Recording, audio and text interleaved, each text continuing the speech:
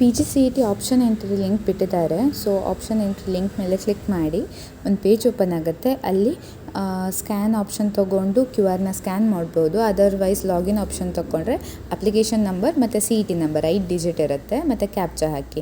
Next ಅದಾದಮೇಲೆ ಒಂದು OTP ಹೋಗುತ್ತೆ. OTP ಹಾಕಿ ಫೇಸ್ ವೆರಿಫಿಕೇಷನ್ ಕೊಡುತ್ತೆ. ಫೇಸ್ನ ಕ್ಯಾಪ್ಚರ್ ಮಾಡಿ ವೆರಿಫೈ ಮಾಡಿ. ನೆಕ್ಸ್ಟ್ ಈ ಥರ ಒಂದು ಪೇಜ್ ಓಪನ್ ಆಗ್ತಿದೆ. ಸೊ ನಿಮ್ಮದು ಡಿಗ್ರಿ ಚಾಯ್ಸ್ ಮಾಡಿ, ನಿಮ್ಮದು CGPA ಎಷ್ಟು ಅಂತ ಹಾಕಿ ಪ್ರೊವಿಷನಲ್ ಮಾರ್ಕ್ಸ್ ಕಾರ್ಡ್ನ ಅಪ್ಲೋಡ್ ಮಾಡಬೇಕು.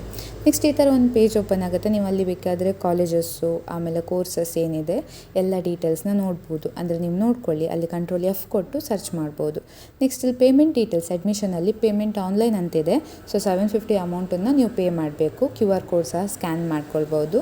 ಅದು ಪೇ ಆದಮೇಲೆ ಇಲ್ಲಿ candidate option entry page open ಆಗುತ್ತೆ. ಸೊ ಐ ಎಗ್ರಿ ಟಿಕ್ ಮಾಡಿ, ಐ ಎಗ್ರಿ ಅಂತ ಕ್ಲಿಕ್ ಮಾಡಿ. ಸೊ ಅದಾದಮೇಲೆ ಈ ಥರ ಒಂದು ಪೇಜ್ ಓಪನ್ ಆಗುತ್ತೆ. ಸೊ ಸೆಲೆಕ್ಟೆಡ್ ಡಿಸಿಪ್ಲಿನ್, ಈಗ ನಾನು ಹಾಕ್ತಿರೋದು MCA ಮುಗಿದು, ಸೊ MCA ಅಂತ ಹಾಕ್ತಿದ್ದೇನೆ. ಸೊ MCA ಆಪ್ಷನ್ ತೊಗೊಂಡೆ. ನೆಕ್ಸ್ಟ್ ಅಲ್ಲಿ ಕಾಲೇಜು ಕೋರ್ಸಸ್ ಅಂತ 2 ಆಪ್ಷನ್ ಬರುತ್ತೆ. ಇವಾಗ ನಿಮಗೆ ಸ್ಪೆಸಿಫಿಕ್ಕಾಗಿ ಯಾವ ಕಾಲೇಜಿಗೆ ಹೋಗ್ತಿದ್ದೀರಾ ಅಂತ ಗೊತ್ತಿದ್ದರೆ ಕಾಲೇಜ್ ಆಪ್ಷನ್ನ ತೊಗೊಂಡು ಆ ಕಾಲೇಜಿನ ಕೋಡ್ ಇದೆಯಲ್ಲ, ಸೊ ಆ ಕೋಡನ್ನು ಹಾಕ್ಬೋದು. ಫಾರ್ ಎಕ್ಸಾಂಪಲ್ C516 ಆ ಥರ, ಆಯಿತಾ.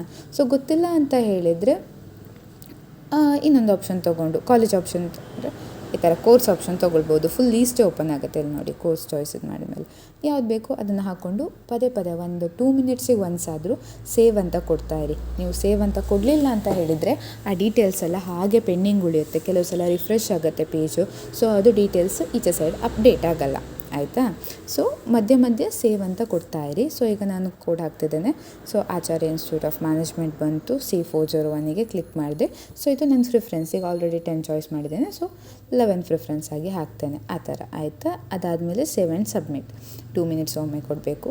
ನೆಕ್ಸ್ಟ್ ಈ ಥರ ಬರುತ್ತೆ. ಸೊ ಈಗ ನಿಮಗೆ ಎಕ್ಸ್ಟೆಂಡ್ ಮಾಡ್ಬೋದು. ಈಗ 9ತಲ್ಲಿರೋದು 10ಗೆ ಬೇಕು, ಅಥವಾ 10ತಲ್ಲಿರೋದು 11ಗೆ ಬೇಕಂತ ಹೇಳಿದರೆ ಸೊ 11 ತೆಗೆದು 10, 10 ತೆಗೆದು 11 ಹಾಕಿ ನೆಕ್ಸ್ಟ್ ಅಪ್ಡೇಟ್ ಅಂತ ಕೊಡ್ಬೋದು. ಅಪ್ಡೇಟ್ ಆಗುತ್ತೆ.